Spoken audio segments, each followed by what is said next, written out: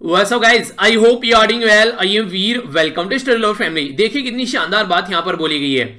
हर व्यक्ति अपनी वाणी के पीछे छुपा हुआ है, अगर उसे समझना है तो उसे बोलने दो। यही खेल आप लोगों के साथ में आप लोग के एग्जामिनर खेलते हैं, जहां पर आप लोगों से निबंध पूछा जाता है।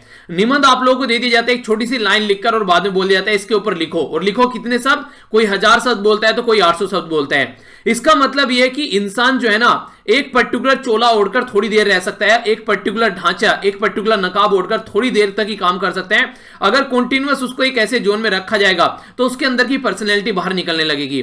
तो यही पर्पज है बेसिकली जो आप लोगों के निबंध के पेपर होते हैं एग्जाम में, या फिर आप लोगों के जो एथिक्स का पेपर होता है एग्जाम में, या फिर इसी तरीके से जो आप लोगों के ऑप्शनल सब्जेक्ट के जो क्वेश्चन होते हैं पूछे जाते हैं, उनमें मेनली जो एस्से वाला पेपर होता है वो इसी पर्पज के लिए यहां पर बनाया जाता है, ताकि आप लोग का जो थॉट प्रोसीजर है उसको प्रॉपर वे में समझा जा सके।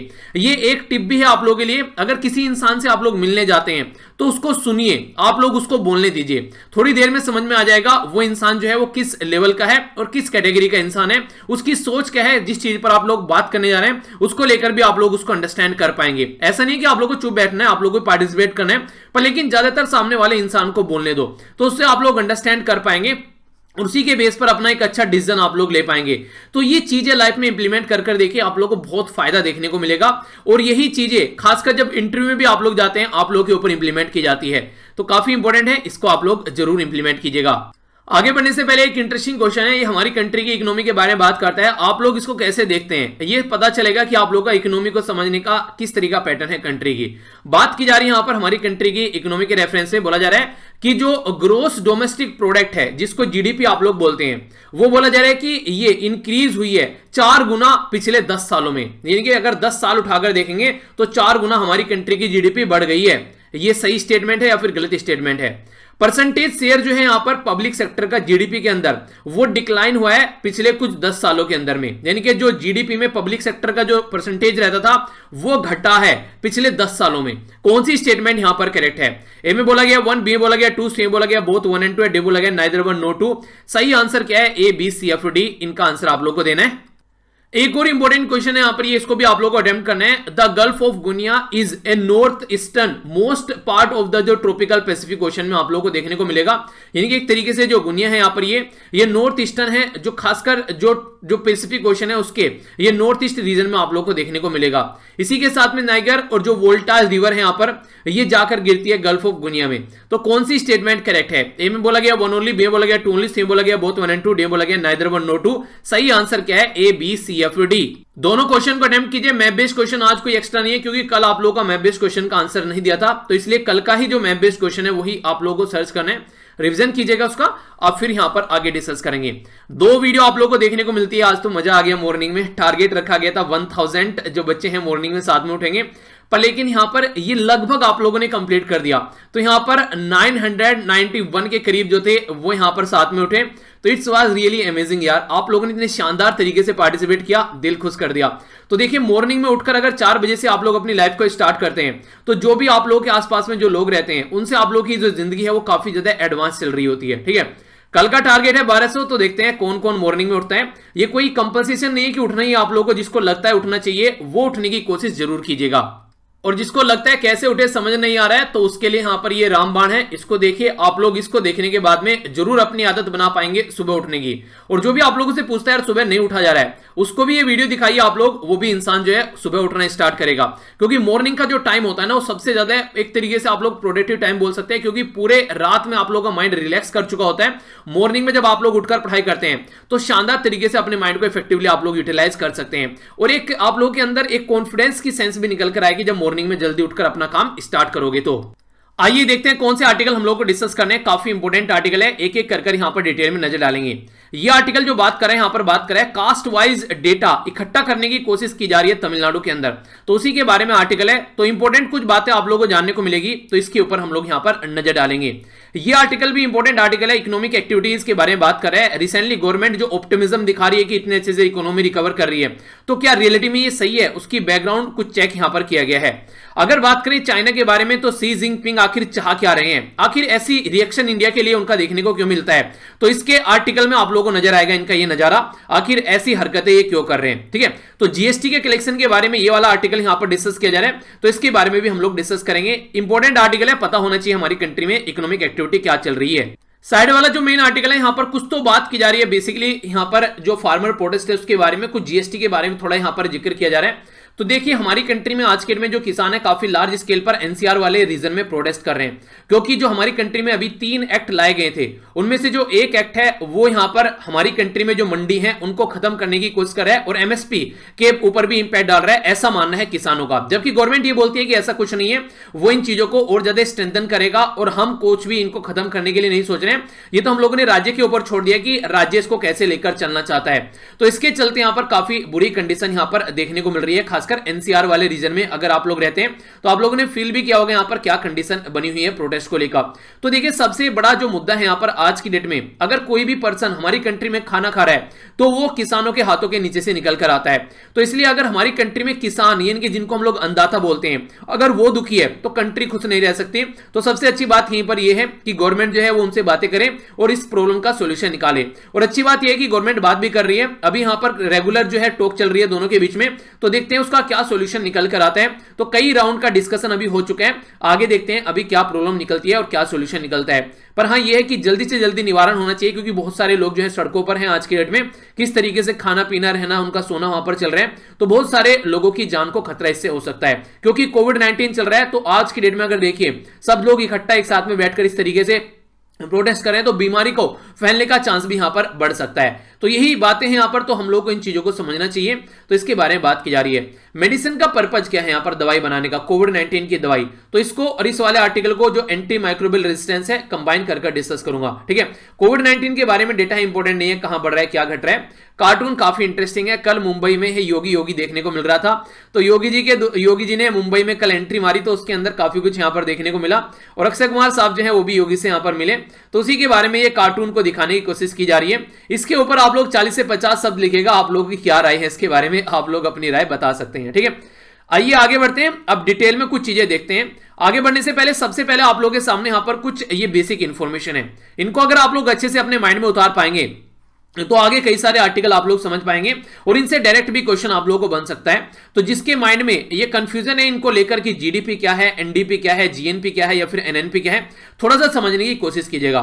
जब मैं आप लोगों को बोलता हूं जीडीपी, इसका फुल फॉर्म होता है ग्रोस डोमेस्टिक प्रोडक्ट, यानी कि एक तरीके से हमारी कंट्री के अंदर ग्रोस यानी कि टोटल जो डोमेस्टिक प्रोडक्शन हो रहा है, किस चीज में, गुड्स के फील्ड में, यानी कि कोई सामान हम लोग बना रहे हैं या फिर कोई सर्विस प्रोवाइड करा रहे हैं। सामान कैसे, मान लीजिए हम लोग अपनी ही कंट्री के अंदर मोबाइल मैन्युफैक्चर कर रहे हैं, सर्विस प्रोवाइड करा रहे हैं, जैसे मैं टीचिंग की सर्विस आप लोगों को प्रोवाइड करा रहा हूं, तो एक पर्टिकुलर फाइनेंशियल ईयर यानी कि एक साल के अंदर अंदर हम लोग एक कंट्री में कितने गुड्स एंड सर्विस प्रोड्यूस कर रहे हैं, वो हमारी कंट्री की जीडीपी कहलाती है। तो अगर जीडीपी कोई बोले तो फिजिकल बाउंड्री के अंदर हमारी कंट्री के अंदर एक साल में जितने गुड्स एंड सर्विस प्रोड्यूस होते हैं वो जीडीपी हो गई। दूसरा जो नंबर आगे यहां पर ये आ गया किसका, एनडीपी का। एनडीपी क्या होता है, एनडीपी होता है जब आप लोग की जीडीपी जो आप लोग काउंट कर लेते हैं उसमें से डेप्रिसिएशन आप लोगों ने घटा दिया। डेप्रिसिएशन का मतलब क्या है, मान लीजिए आज के दिन में आप लोग एक गाड़ी लेकर आए, वो गाड़ी आप लोगों ने यूज करना स्टार्ट कर दिया, यूज करते करते आप लोगों को पता चला यार इसके तो टायर घिस गए, इसमें तो नई ट्यूब डलवानी पड़ेगी, ठीक है यार इसके तो हैंडल के ऊपर कवर चढ़ाना पड़ेगा, इसके ऊपर तो पेंट कराना पड़ेगा, इसका तो यार इंजन रिपेयर कराना पड़ेगा।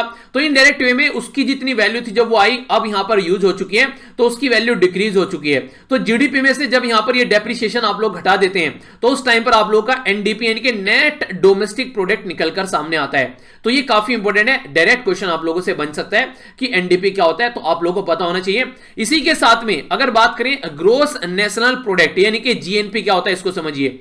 जीएनपी के बारे में जब आप लोगों से बात करते हैं, जीडीपी आप लोगों ने निकाल ली, जब जीडीपी में आप लोग बाहर की कंट्री से जो हमारी कंट्री में इनकम आ रही है, मान लीजिए आज की डेट में अगर हमारी कंट्री से जो कोई बाहर काम कर रहे हैं और अपनी कंट्री में यहां पर पैसा भेज रहे हैं, जिसको आप लोग रेमिटेंस भी बोलते हैं, ठीक है। तो इस तरीके से जो इनकम फ्रॉम अब्रोड यानी कि बाहर की कंट्री से हमारी कंट्री में जो पैसा आ रहा है वो अगर आप लोग ऐड कर लेते हैं जीडीपी के अंदर, तो इसको आप लोग यहां पर जीएनपी बोल देते हैं, यानी कि ग्रोस नेशनल प्रोडक्ट का नाम इसको दे दिया गया है। आगे बात की जा रही है एनएनपी के बारे में। इसको बोलते हैं नेट नेशनल प्रोडक्ट। इसका क्या मतलब है? इसका मतलब है जब आप लोग एनएनपी अगर काउंट करते हैं तो जीडीपी में से आप लोग माइनस डेप्रिसिएशन, वो सॉरी जी, ये यहां पर जीएनपी की बात की जा रही है, जीएनपी में से आप लोग को डेप्रिसिएशन घटा देना है। ये तो ये फॉर्मूला आप लोग यूज कर सकते हैं, कंफ्यूज मत होइएगा। यहां पर जीडीपी में से घटाया जाता है, यहां पर जीएनपी में से घटाया जा रहा है, ठीक है। अगर इसी के साथ में या फिर आप लोग एनएनपी को निकालना चाहते हैं जीडीपी की फॉर्म में, तो यहां पर GDP plus income from abroad minus depreciation, तो ये फॉर्मूला आप लोग यहां पर यूज कर सकते हैं नेट नेशनल प्रोडक्ट निकालने के लिए। तो आगे से मुझे नहीं लगता कि आप लोग के माइंड में कोई कंफ्यूजन होना चाहिए। जीडीपी को लेकर, एनडीपी को लेकर, जीएनपी को लेकर या फिर एनएनपी को लेकर, इनके ऊपर पास्ट में भी कई बार क्वेश्चन पूछे जा चुके हैं। तो इस स्लाइड को आप लोग यहां पर स्क्रीनशॉट भी ले सकते हैं, और वैसे ये स्लाइड मैं ऑलरेडी टेलीग्राम पर भी शेयर कर चुका हूं, तो वहां से देख लीजिएगा, या फिर पीपीटी तो आप लोग के सामने होगी।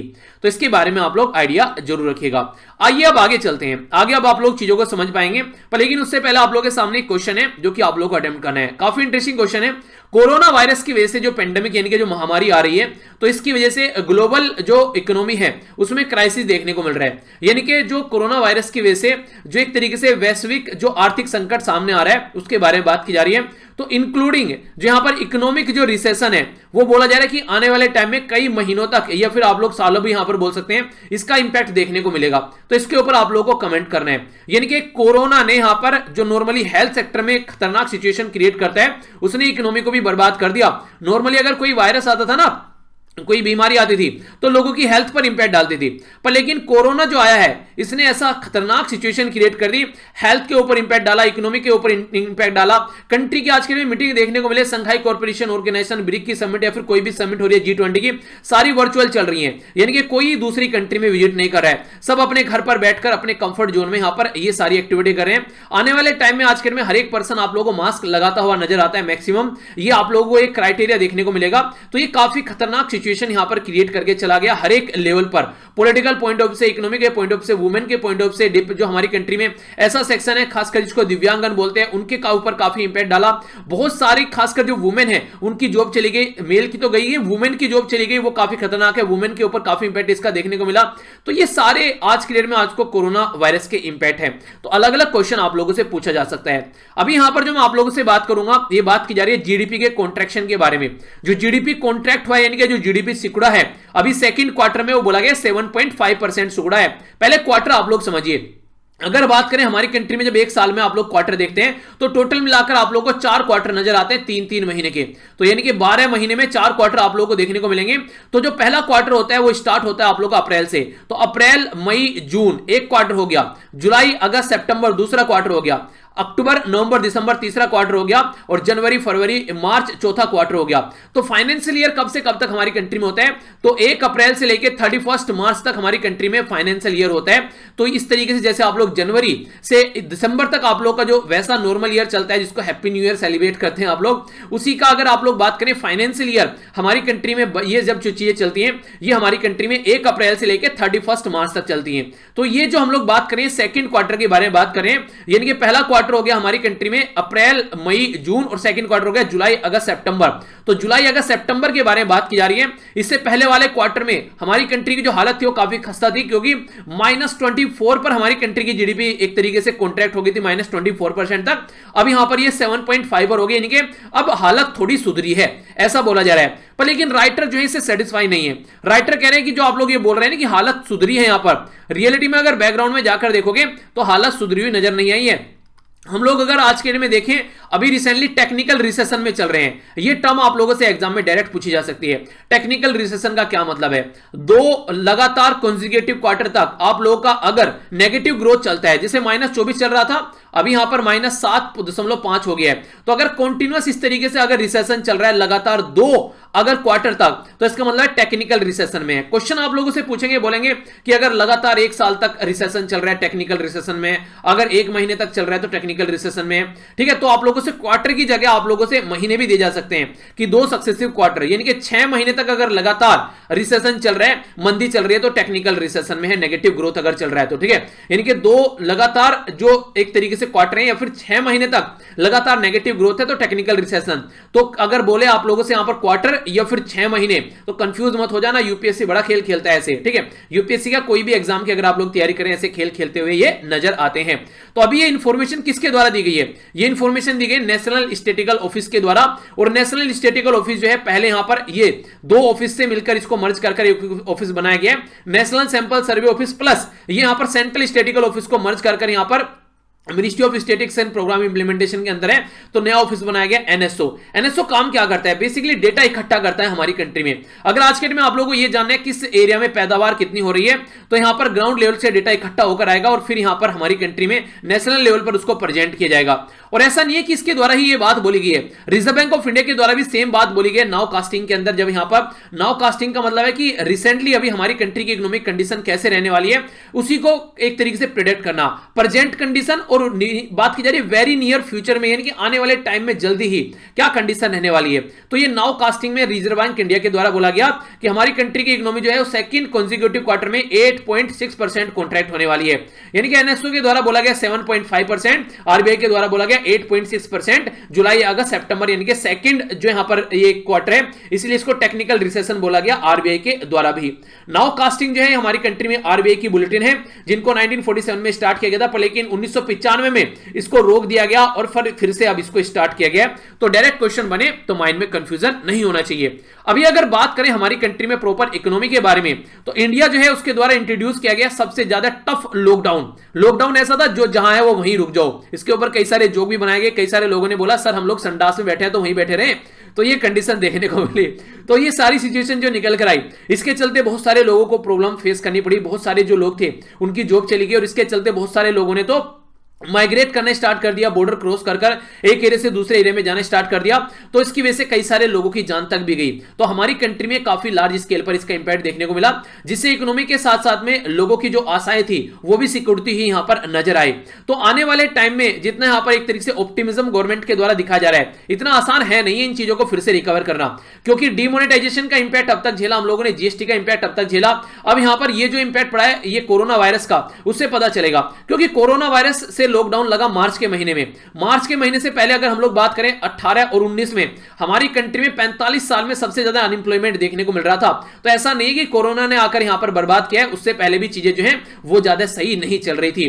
तो ऐसे ऑप्टिमिज्म लगाना कि इतनी आसानी से चीजें सुधर जाएंगी, तो ये एक तरीके से वो नहीं है कि एक तरीके से आंखें बंद कर लेना है कि हाँ सब चीजें सही है, कि वो ये कि हाँ सब अच्छा चल रहा है, बस अपने मन में सोचते रहो। तो काम करना पड़ेगा, ऐसे अच्छा नहीं चलेगा। ये तो वही है कि मॉर्निंग में अलार्म बज रहा है, उठ नहीं रहे और सोच रहे हैं कि बस उठने ही वाले हैं, तो ऐसे नहीं उठा जाएगा भैया। उसके लिए आप लोगों को अपनी जो रजाई है उससे बाहर निकलना पड़ेगा। एक बच्चे के द्वारा बड़ा अच्छा कमेंट किया गया, बोला कि सर आप जब भी ये स्टार्ट करते हैं मॉर्निंग में उठने वाला फंडा, ये आप सर्दियों में स्टार्ट करते हैं, गर्मियों में आप नहीं करते। सर्दियों में उठने में टफ कंडीशन रहती है, गर्मियों में तो नॉर्मली इंसान उठ ही जाते हैं, मच्छर उठा देते हैं उनको, ठीक है। तो मैंने सोचा कि सर्दियों में मैं मच्छर का काम कर दूं आप लोगों के लिए, ताकि आप लोग अच्छे से काम कर सके।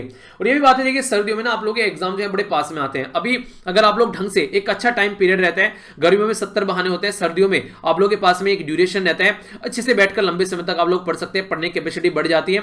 तो ये अच्छा टाइम ड्यूरेशन होता है पढ़ने के लिए, सोने के लिए भी इतने अच्छा होता है। अब आप लोग डिसाइड कर लीजिए किस कैटेगरी में रखना आप लोगों को। एग्रीगेट डिमांड जो है वो अभी वीक चल रही है, अभी लोग जो है पैसा खर्च नहीं कर रहे हैं। और सबसे इंटरेस्टिंग बात यह है कि गवर्नमेंट भी कोई अच्छे लेवल पर काम नहीं कर रही है, गवर्नमेंट भी एक्सपेक्ट कर रही है लोगों से कि लोग ही खर्चा करें। उनकी जॉब छिन गई है, की सैलरी घट गई है, उनको इंक्रीमेंट नहीं मिल रहा है और उससे सोच रहे हैं कि वही खर्च करें। तो इससे सोचना पड़ेगा कि किस लेवल पर काम हो पाएगा। हमारी कंट्री में जो 8 जो सेक्टर हैं, खासकर जो कोर सेक्टर जिनको बोलते हैं, कोर का मतलब क्या होता है? कोर का मतलब होता है कि इनके बिना काम नहीं चलेगा, तो ये तो करना ही करना पड़ेगा। यानी कि अगर आज की डेट में आप लोगों को मैं बोलूं कि आप लोगों को जिस तरीके से हेल्थ के बारे में बात करें, हेल्थ अच्छी रखनी है तो पानी आप लोगों को पीना ही पीना पड़ेगा, इसके बिना काम नहीं चलेगा। तो कोर हो गया पानी, वाटर इंटेक लेना जरूरी है, चाहे कैसे भी आप लोग लेते हैं। कुछ दूध के साथ आप लोग नींबू पानी या फिर जो भी आप लोग को सूटेबल लगे उस तरीके से आप लोग पी सकते हैं। तो पानी आप लोग के अंदर जाना चाहिए और लगभग मेरे हिसाब से अगर देखें तो 3 से 4 लीटर पानी आप लोग के अंदर डेली जाना चाहिए। मोटे मोटे तौर पर बोले तो 10 से 12 गिलास भी आप लोग इनको बोल सकते हैं। इतना पानी कम से कम आप लोग की बॉडी के लिए रिक्वायरमेंट होती है। तो ऐसे ही कोर सेक्टर, अगर अगर मान लीजिए कोयला जो है वो ढंग से नहीं बढ़ रहा है तो इसका मतलब ये हो गया कि बहुत सारे एरिया बर्बाद होते हुए नजर आएंगे। कोयला ढंग से नहीं बढ़ रहा है तो इसका मतलब हमारी कंट्री में इलेक्ट्रिसिटी भी ढंग से जनरेट नहीं हो रही है। इसी के साथ में बात करें नेचुरल गैस, क्रूड ऑयल, इनको आप लोग यहां समझिए, आप लोग समझ पाएंगे। हमारी कंट्री में अगर बात करें कोर सेक्टर के बारे में तो कोयला, क्रूड ऑयल, कच्चा तेल हो गया, नेचुरल गैस हो गया, रिफाइनरी प्रोडक्ट जो क्रूड ऑयल से प्रोडक्ट निकाले जाते हैं ना, जैसे कि आप लोग बोल सकते हैं कई सारे प्रोडक्ट निकाले जाते हैं, पेट्रोल हो गया, डीजल हो गया, ग्लिसरीन हो गया, मिट्टी का तेल हो गया, तो ये क्रूड ऑयल से निकाले जाते हैं। फर्टिलाइजर जो खेतों में यूरिया वगैरह आप लोग डालते हैं, स्टील, आज के में कोई भी अगर आप लोग इंडस्ट्री डेवलप करनी है तो स्टील के बिना काम नहीं चलेगा। इसी के साथ में सीमेंट की जरूरत पड़ेगी, इलेक्ट्रिसिटी की जरूरत पड़ेगी। तो इनका जो वेटेज होता है आईआईपी में, आईआईपी की फुल फॉर्म बताइए जरा, आप लोग पढ़ा चुका हूं कई बार, ये चीजें आप लोगों को पता होनी चाहिए। तो इसमें बोला जा रहा है कि सबसे ज्यादा किसका वेटेज होता है, इसमें सबसे ज्यादा होता है यहां पर रिफाइनरी प्रोडक्ट का, तो याद रखिएगा। दूसरे नंबर पर होता है इलेक्ट्रिसिटी का, तीसरे नंबर पर होता है यहां पर किसका, स्टील का। तो इस तरीके से डिक्रीजिंग और इंक्रीजिंग ऑर्डर में भी क्वेश्चन पूछा जा चुका है पास्ट में। यहां पर जो आप लोगों के सामने ये जो कोर सेक्टर होते हैं, तो कोर सेक्टर को लेकर कंफ्यूजन नहीं रखना है। तो रिसेंटली कोर सेक्टर में काफी ज्यादा कॉन्ट्रैक्शन देखने को मिला, और सबसे इंटरेस्टिंग बात यह है कि अब चीजें बढ़ेंगी तो अब चीजों को यहां पर गवर्नमेंट को भी इसको धक्का देना पड़ेगा, ऐसा नहीं कि अपने आप चलेगा। तो धक्का मार गाड़ी होगी अभी कंट्री की इकोनॉमी, और अब आने वाले टाइम में जो बजट होगा हमारा, तो बजट यहां पर डिसाइड करेगा कि आने वाला साल कैसा होने वाला है। ठीक है, तो 2021 में कैसे एंट्री करने वाले हैं, तो बजट का काफी बड़ा रोल इसमें रहने वाला है। और आप लोगों का 2021 कैसा होने वाला है, तो ये महीना काफी बड़ा रोल प्ले करने वाला है। अगर इस महीने को शानदार तरीके से आप लोग यूटिलाइज करते हैं तो अगले साल में एंट्री आप लोगों की शानदार होगी, वरना बहुत बुरी एंट्री होगी। आप लोगों को लगेगा यार कुछ भी नया नहीं हो रहा है, तो नया कहीं से होता नहीं है यार, नया आप लोगों को करना पड़ेगा। तो थोड़ा सा आप लोग इसके ऊपर काम कीजिए। बात करें अगर एडिशनल एक्सपेंडिचर के बारे में, तो जो गवर्नमेंट है उसको यहां पर काम करना पड़ेगा, खासकर इन्वेस्टमेंट करना पड़ेगा, लोगों के हाथ में क्रेडिट पहुंचना चाहिए, तभी आप लोग चीजों को रिकवर कर पाएंगे। अगर गवर्नमेंट सोचे कि लोग कर देंगे और लोग सोचे गवर्नमेंट कर देगी, तो फिर ऐसा ही होगा। जैसा एक कहावत मुझे याद आती है, यहां पर एक गांव था, उसके अंदर एक मंदिर था, तो मंदिर के अंदर बोला गया कि दूध इकट्ठा करना है यहां पर मंदिर के अंदर, तो दूध इकट्ठा किया गया। तो बोला उनके द्वारा कि लगभग 100 लीटर दूध इकट्ठा करना है, तो 100 लीटर दूध इकट्ठा की 100 घर से भी अगर दूध आएगा तो इकट्ठा हो जाएगा। तो इसमें से एक महान इंसान था, उसने सोचा कि यार 99 लोग जो हैं वो यहां पर दूध लेके आएंगे, अगर मैं अकेला 1 लीटर पानी डाल दूंगा ले जाके, किसको क्या पता चल रहा है। तो इस तरीके से उसने ले जाके पानी डाल दिया। तो इस तरीके से 100 से ज्यादा लोगों ने आकर वहां पर अपना कंट्रीब्यूशन दिया। पर लेकिन जब इसको निकाल कर देखा गया, इस ड्रम को खोला गया, तो इसके अंदर 1 लीटर भी दूध नहीं था, इसके अंदर टोटल पानी था। क्योंकि हर एक इंसान यही सोच रहा था कि कोई ना कोई आकर कि सब तो दूध डालेंगे, 1 लीटर पानी डाल दूंगा तो क्या बिगड़ेगा। तो ये कंडीशन आप लोगों को देखने को मिलती है। तो अगर ये सोचते रहोगे कि वो करेगा, मैं करूंगा, ये करूंगा, तो फिर तो काम हो लिया, मिलकर करना पड़ेगा और जल्दी से करना पड़ेगा, तभी यहां पर सोल्यूशन निकलेगा। ओके, आगे बढ़ते हैं। नेक्स्ट जो इंपॉर्टेंट यहां पर ये आर्टिकल है, ये बात कर रहा है एंटी माइक्रोबियल जो रेजिस्टेंस है उसके बारे में। आज की डेट में आप लोगों ने एक कंडीशन देखी होगी, तो आप लोगों ने आसपास में फील भी किया होगा। आप लोग एक कमरे में अगर आज के में मोर्टीन लगाते हैं, वो मोर्टीन लगातार आप लोग 2-3 महीने तक लगाते रहिए, आप लोगों को नजर आएगा कि मच्छरों के ऊपर उसका इंपैक्ट पड़ना बंद हो चुका है। ठीक है, क्योंकि मच्छर समझ गए हैं कि भैया किस तरीके से इसके साथ में टैकल करना है। तो यही कंडीशन आप लोग यहां पर देखने को मिलेगी, और मच्छर जो है आप लोग की कमरे की छत पर आप लोग को चिपके हुए नजर आएंगे और जो यहां पर इसका असर होते ही फिर आकर कानों में हूं करते हुए आप लोगों को नजर आएंगे। तो ये जो कंडीशन है ये आप लोगों को देखने को मिलती है बेसिकली क्योंकि उनके अंदर एक रेजिस्टेंस क्रिएट हो गया है। आज के डेट में यही कंडीशन रहती है। डॉक्टर बोलता है 5 दिन की दवाई है, बुखार हो गया 5 दिन तक लगातार खाइएगा, पर लेकिन कई बार इंसान क्या करते हैं 2 दिन में लगता है कि बस ठीक हो गया अब छोड़ो, पर लेकिन हमारी बॉडी का इम्यून सिस्टम इतना अच्छा नहीं होता है, उसके ऊपर फिर से वो बीमारी अटैक करती है और हम लोग उस बीमारी की चपेट में आ जाते हैं। तो उस टाइम पर फिर से हम लोग को डॉक्टर की जरूरत पड़ती है और अब की बार डॉक्टर को हायर डोज देना पड़ता है। उसका रीजन ये था कि हमारी जो बॉडी है पहले वाली दवाई के लिए रेजिस्टेंस क्रिएट कर चुकी है ऑलरेडी।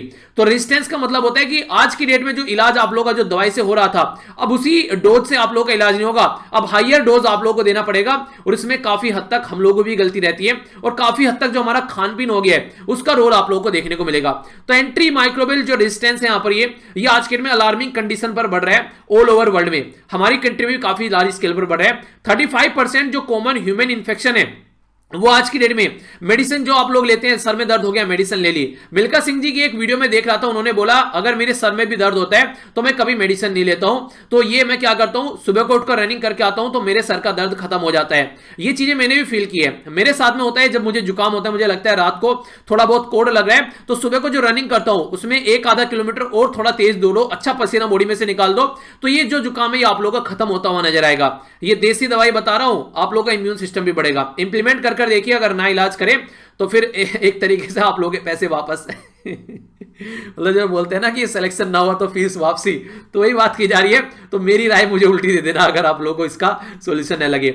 इंप्लीमेंट करके देखिए यार, बहुत ज्यादा फायदा आप लोगों को देखने को मिलेगा। हमारी बॉडी ऐसी बनाई गई है भगवान अल्लाह गॉड के द्वारा कि अगर उसको आप लोग एक सेफ जोन में रखोगे तो वो अच्छे तरीके से काम करेगी। सेफ का मतलब है अच्छी एक्सरसाइज करो, अच्छी डाइट लो, पानी खूब पियो और इस तरीके से अपनी लाइफ को एंजॉय करो कि वो हेल्दी लाइफ बन सके, ना कि बीमारी का एक पिटारा बने।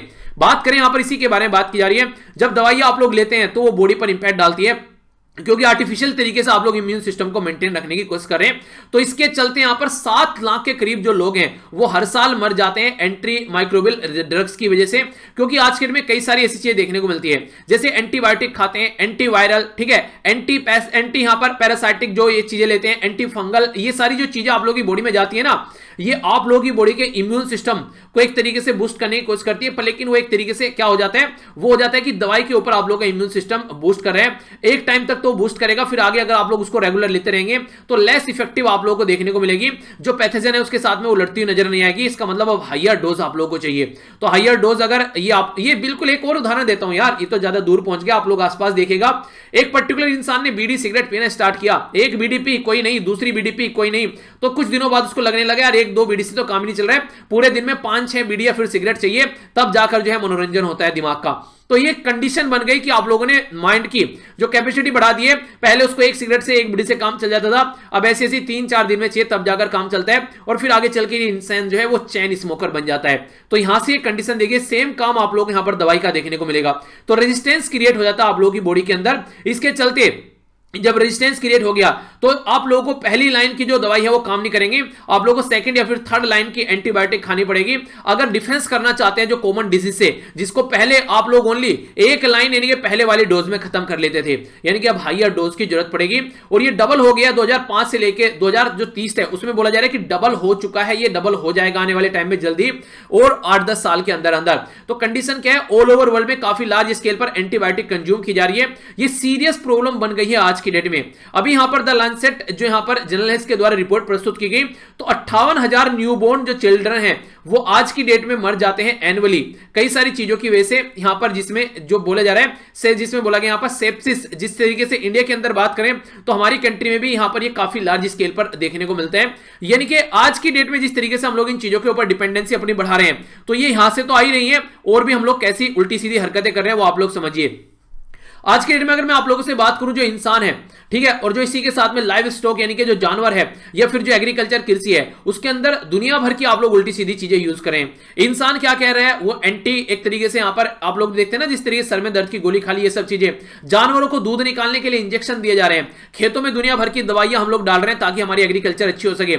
अब ये समझ में नहीं आता इस बुद्धिमान इंसान को कि आगे चलकर ये सारी चीजें तेरी ही बॉडी के अंदर जाने वाली है, तो जरा से फायदे के लिए अपने आप को नुकसान में दे रहे हैं। बच्चे भी आज के डेट में आप लोगों ने देखा होगा, इतने सारे केसेस निकल के आते हैं मिसकैरेज के। अभी एक आर्टिकल में पढ़ रहा था, हमारी कंट्री में जो मिसकैरेज का जो केस देखने को मिल रहा है, यानी कि प्रेगनेंसी कंसीव नहीं कर पा रही है आज के में, जो नए नए जो शादी होती है उसमें ये कंडीशन आप लोगों को देखने को मिलती है, क्योंकि खाना पीना इस तरीके से बर्बाद हो चुका है कि दवाइयों के सारी चीजें चलती हैं। तो ये सारी सिचुएशन जो निकल कर आ रही है, ये हमारा जो कंफर्ट जोन है वो हम लोग को बर्बाद करके छोड़ेगा। यहां से आप लोग अंडरस्टैंड कर सकते हैं। इसी के साथ में पानी रही से ही कसर पूरी कर देता है, कंगाली में आटा गीला, यानी कि वैसे तो आप लोग को सारी जगह से प्रॉब्लम देखने को मिल रही है, अब पानी जो है ये और भी ज्यादा प्रॉब्लम क्रिएट कर देता है।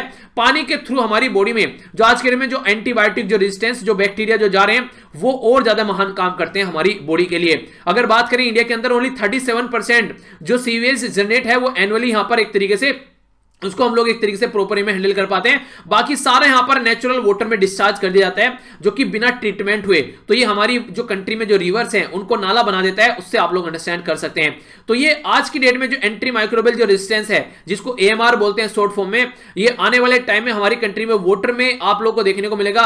खासकर अगर आज के डेट में आप लोग देख रहे हैं इसको पानी के अंदर, खाने के अंदर या फिर कोई और चीज जो यूज करें उसके अंदर आप लोगों को एक कंडीशन नजर आएगी। तो इनएडुकेट जो वाटर सप्लाई है, सैनिटेशन है और जो हाइजीन है, ये भी खतरनाक माहौल क्रिएट करती है, जिसके चलते यूएन यानी कि यूनाइटेड नेशन इन्वायरमेंट प्रोग्राम के द्वारा भी आइडेंटिफाई किया गया कि एंटी माइक्रोबियल जो रेजिस्टेंस है यहाँ पर ये 1 ऑफ 6 जो इमर्जिंग इशू है इन्वायरमेंट कंसर्न के उनमें से एक है। तो इसकी जो यहाँ पर फ्रंटियर जो रिपोर्ट थी 2017 में, इसके द्वारा ये बातें बोली गई। यानी कि ये जो वो इशू है जिनको हम लोग फोकस ही नहीं दे रहे हैं। हम लोग चाहते हैं हमारी खेती जो है वो शानदार हो, उसके अंदर दुनिया भर के कीटनाशक डाल दो। कल को अगर गुड़ बनकर मार्केट में जो आप लोग गुड़ खाएंगे ना, जो शक्कर खाएंगे ना, जो चीनी खाएंगे ना, जिनको आप लोग बोलते हैं मीठे मीठी जो मिठाइयां आप लोग खाते हैं ना, उन सब में ये दवाइयां होती हैं। सोचिए आप लोग क्या कंडीशन हो रही है।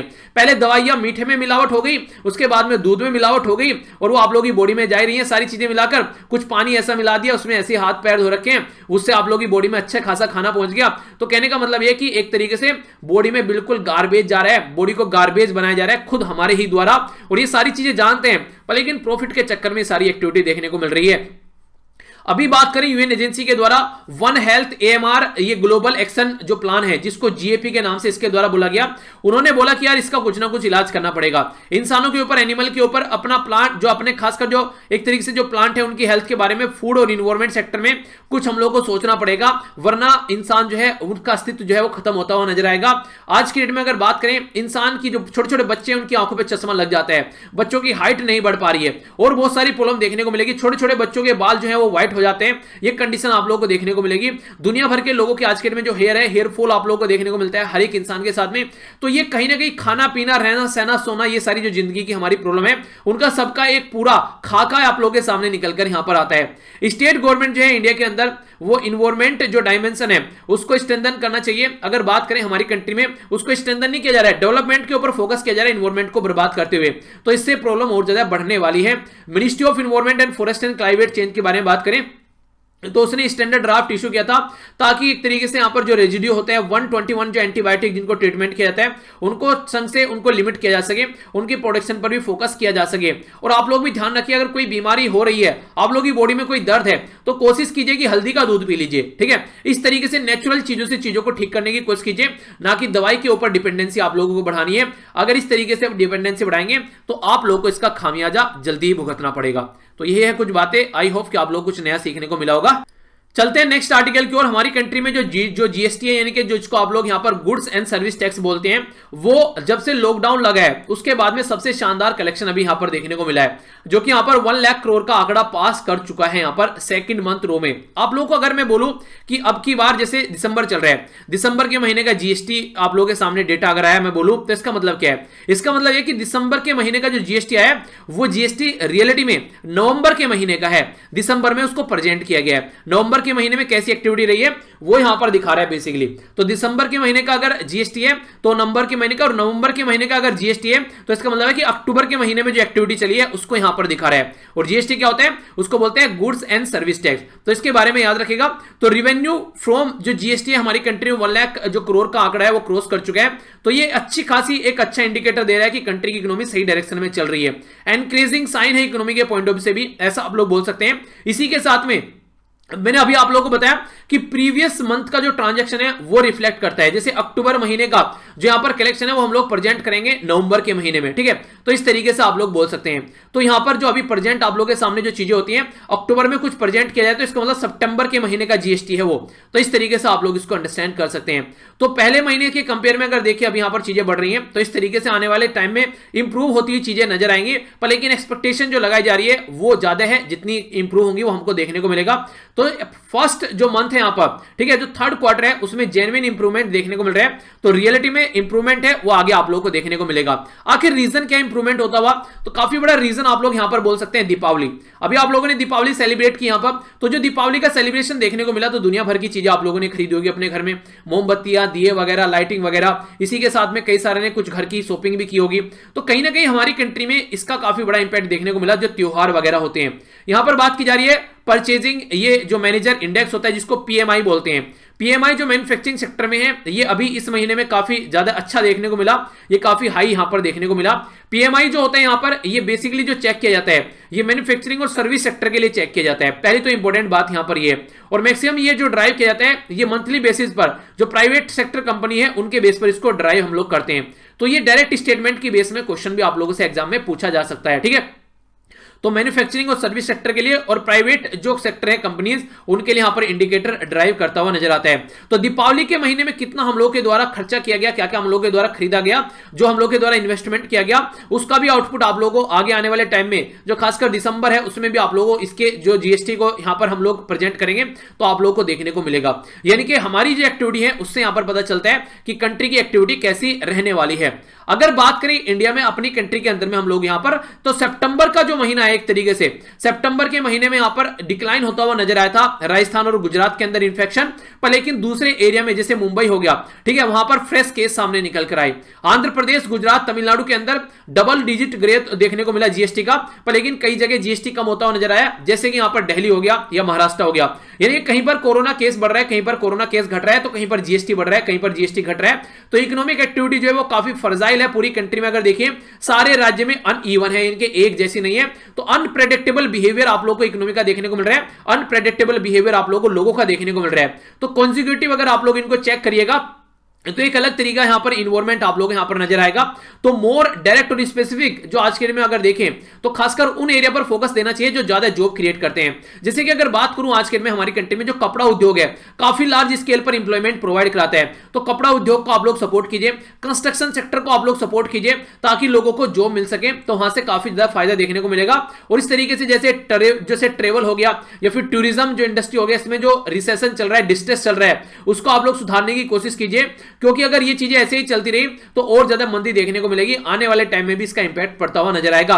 तो चीजों को सुधारिए, प्रॉपर वे में चीजों को हैंडल करके चलिए, ये बताने की कोशिश इसके अंदर की गई है। ज्यादा इंपॉर्टेंट तो आर्टिकल नहीं है, पर लेकिन पता होना चाहिए कि हमारा पड़ोसी देश क्या है, हमारा पड़ोसी क्या सोचता है हमारे बारे में। जिस मोहल्ले में आप लोग का मकान है आप लोग को पता होना चाहिए कि आप लोग का पड़ोसी आप लोग के बारे में क्या सोचता है, उससे आप लोग अंदाजा लगा पाएंगे आप लोग को चीजों को कैसे लेकर चलना है। चाइना के बारे में बात करें तो आज के डेट में चाइना की जो पॉलिसी है, ठीक है, तो चाइना यहां पर वुल्फ वॉरियर की तरीके से डिप्लोमेसी लेकर चल रहा है, यानी कि एक तरीके से जो भेड़िया है वो वाली प्रवृत्ति आप लोगों को देखने को मिलेगी। अपनी कंट्री में नेशनलिज्म का पिंडारा यहां पर ये बजा रहा है, और ये नेशनलिज्म का पिंडारा लोगों के माइंड में इस तरीके से फूंका जा रहा है इनके द्वारा, ताकि हर एक लोग जो है, चाहे वो बच्चे हैं, उनको एजुकेशन में नेशनलिज्म का एक तरीके से घूंटी पिलाई जा रही है। जो कंट्री में जो एकेडमिशियन है उनको भी बोला जा रहा है कि नेशनलिज्म पर फोकस देकर चलो, ऐसा माहौल बनाया जा रहा है कि कंट्री में अगर नेशनलिज्म चलेगा तो सब कुछ आगे चलता रहेगा।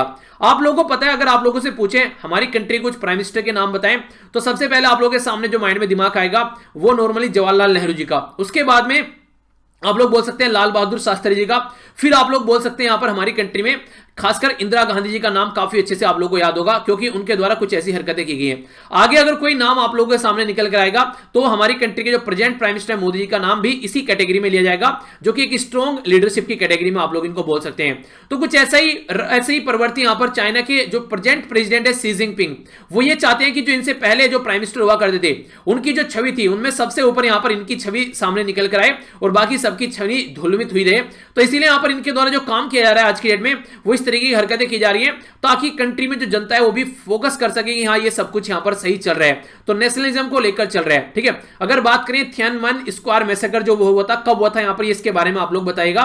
तो जब से यहां पर ये मैसेकर हुआ तब से लेकर अब तक नेशनलिज्म की जो फीलिंग है वो जनरेट करने की कोशिश की जा रही है। और खासकर जो चाइनीज कम्युनिस्ट पार्टी है, जो सिंगल पार्टी रूल चलता है चाइना के अंदर में, ये अपने आप को एक रिवोल्यूशनरी, एक नेशनलिज्म, एक फंडे में अपने आप को ढालने की कोशिश कर रही है, यानी कि जो चाइनीज रिवोल्यूशनरी पार्टी बनने की कोशिश कर रही है यहां पर एक तरीके से।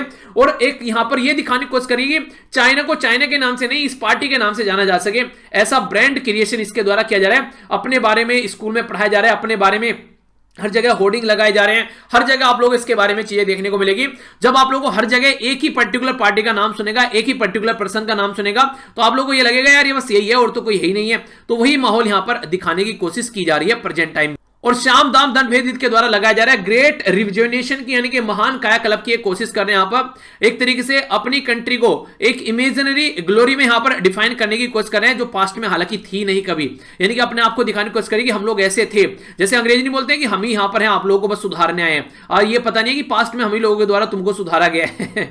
तो वो कंडीशन आप लोग बोल सकते हैं। आज के में हम लोग जाते हैं यूएसए पढ़ने, अमेरिका पढ़ने, सॉरी अमेरिका नहीं, यूएसए अमेरिका बोल दिया, जापान पढ़ने, ऑस्ट्रेलिया पढ़ने। एक टाइम ऐसा था हमारी कंट्री में लोग पढ़ने आया करते थे, तो जिन लोगों को हमने पढ़ाया आज वो हमें पढ़ा रहे हैं, ऐसा आप लोग बोल सकते हैं। चलिए जो भी है, चाइनीज कम्युनिस्ट पार्टी जो है वो अपने आप को एक इस तरीके की पार्टी में कन्वर्ट करना चाहती है, अपनी एम्बिशन जो है इस तरीके से कहने के लिए तो कह रहे हैं कि देश को महान बनाना है, इनडायरेक्ट वे में अपनी पार्टी को, अपने नेतृत्व को महान बनाने की कोशिश करें ताकि आज की डेट में इनका दबदबा रह सके। इसीलिए इंटरनेशनल लेवल पर हर पड़ोसी देश के साथ में जाकर झड़पते हैं, एक तरीके से देशभक्ति का यकीन दिलाना चाहते हैं, उसके कंपेन करते हैं। ये इनकी लीडरशिप जो है वो भी यहां पर इसके प्रमोशन में लगी हुई है और एंटी करप्शन जो ड्राइव चलाई गई इनकी कंट्री में, ताकि ये दिखा सके कि हम लोग करप्शन को कंट्री से मिटाना चाहते हैं। तो उसमें भी इनका यही एक तरीके से पार्टिसिपेशन रहा। कंट्री में एजुकेशन को बिल्कुल अपने हिसाब से मोड़ने की कोशिश की जा रही है, करिकुलम अपने हिसाब से बनाए जा रहे हैं। चाइनीज कम्युनिस्ट जो पार्टी का म्यूजियम बनाया जा रहा है ताकि इसी पार्टी की जय जयकार वहां पर देखने को मिले, इस तरीके से पूरा फंडा फॉलो करके चला जा रहा है। तो यानी कि अगर चाहते हैं किसी को महान बनाना है तो उसी के बारे में बातें करते रहो, वो इंसान लोग सोचेंगे यार बहुत महान आदमी, यार सब इसके बारे में बातें कर रहे हैं। तो उस तरीके का एक कस्टमाइज्ड प्रोग्राम चलाए जा रहे हैं चाइना के अंदर अपनी पर्टिकुलर पार्टी को, और इस तरीके से सही इंप्रूवमेंट करने के लिए देशभक्ति का नारा देकर। तो इसके पीछे जो सी जिनपिंग है वो ये चाह रहे हैं कि जब 2022 में रिटायरमेंट हो पार्टी की पोस्ट से, तब भी इनका दबदबा यहां पर बना रहे, और इनसे पहले वाले जो भी लोग हैं एक तरीके से पावरफुल जो पर्सनैलिटी है उनमें सबको ये सरपास कर आगे निकल जाए। इसीलिए इनका टारगेट भी है 2035 तक का अपनी कंट्री को टेक्नोलॉजी में हब बनाने का, सबसे पावरफुल हब। तो उसके लिए भी काफी लार्ज स्केल पर काम कर रहे हैं। तो ये इनके बारे में कई सारी बातें हैं जो कि आप लोग आइडिया रख सकते हैं। तो ये हल्का सा एक माइंड में कंफ्यूजन नहीं होना चाहिए, ये कंप्लीट क्लैरिटी होनी चाहिए। तो किस तरीके से कोई गवर्नमेंट अगर ऐसी हरकतें कर रही है तो अंडरस्टैंड कर जाना चाहिए कि वो किस डायरेक्शन में अपने कदम रख रही है। तो ये समझाने की कोशिश यहां पर की जा रही है, ठीक है। तो ये था आर्टिकल, आई होप कि आप लोगों ने इसको एंजॉय किया होगा अच्छे से। तो क्वेश्चन का आंसर जरूर दीजिएगा जो भी क्वेश्चन आप लोगों से पूछे गए हैं। अगर इसके बारे में बात करूं तो इसका आंसर क्या है, यहां पर ये जो आंसर आप लोगों को क्वेश्चन पूछा गया था तो फर्स्ट यहां पर गलत है। यहां पर ऐसा कुछ नहीं है कि जीडीपी 4 गुना हो गई, यहां पर आप लोग खुद ही देख सकते हैं कैसी जीडीपी चल रही है। और बात करें अगर यहां पर पब्लिक सेक्टर, ये जरूर डिक्लाइन हुआ है, बहुत सारे पीएसयूज जो हैं हमारी कंट्री में उनके शेयर जो हैं बेचे जा रहे हैं आज के डेट में, तो इसकी वजह से कंडीशन देखने को मिल रही है। सेकंड जो स्टेटमेंट है, इसके सेकंड जो क्वेश्चन है इसके बारे में अगर बात करूं, इसमें भी आप लोगों को देखने को मिलेगा सेकंड स्टेटमेंट सही है, क्योंकि यहां पर जो बोला गया पैसिफिक ओशन नहीं है, वो अटलांटिक ओशन है, ठीक है। अगर यहां पर आप लोग देखेगा एग्जैक्ट लोकेशन क्या है यहां पर, ये तो ये हो गया गल्फ ऑफ गुनिया, ठीक है। तो ये पर्टिकुलर रीजन है, अपनी कंट्री के साथ में कंपेयर करके देखते हैं एग्जैक्ट लोकेशन इसकी यहां पर है, ठीक है। तो ये था टोटल आज का डिस्कशन। मैं आशा करता हूं कि आप लोगों ने इसको शानदार तरीके से एंजॉय किया है। तो इसी तरीके से साथ में बने रहिए, मॉर्निंग में भी अच्छे से टाइम निकालकर अच्छे से उठिए, दिन को अच्छे से स्टार्ट कीजिए, और सोना नहीं उठने के बाद में ये जरूर याद रखिए, ठीक है। तो देखता हूं कल कितने साथ में उठते हैं, और इसको 21 दिन तक कंटिन्यू रखिए, फिर देखिए जिंदगी जीने में मजा आ जाएगा। ऐसी आदत बन जाएगी कि जो ताउम्र आप लोगों के साथ रहेगी। यहां से जाकर पीडीएफ डाउनलोड कर लेना, ट्विटर, इंस्टाग्राम और फेसबुक पर भी मेरे साथ कनेक्ट रह सकते हैं, तो यहां से जाकर पीडीएफ डाउनलोड कर सकते हैं। तो अगर लेक्चर पसंद आता है तो अपना फीडबैक देकर जरूर जाइएगा। लेक्चर को तभी लाइक और शेयर करना अच्छा लगता है, वरना डिसलाइक करके कमेंट बॉक्स में बताना डिसलाइक क्यों किया है, ताकि आने वाले टाइम में इंप्रूव किया जा सके। ओके, तो मिलता हूं नेक्स्ट लेक्चर में, तब तक के लिए जय हिंद।